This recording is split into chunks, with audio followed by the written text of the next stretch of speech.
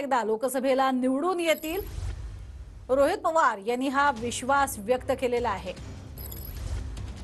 घड्याळ तेच, आता फक्त वेळ बदलली आहे असं म्हणत रोहित पवार यांनी जोरदार बॅटिंग केली आहे। तर त्यांच्या घड्याळात 4:20 झालेली आहेत। 420 असा उल्लेख त्यांनी अजित पवार गटाचा केलाय। अमोल कोल्हे परत एकदा जेव्हा खासदारीतून होणार, त्याची विजयाच्या सभेला सुद्धा आम्हा सगळ्यांना यायचंय। पण एक तुम्हाला सांगतो, हा लढा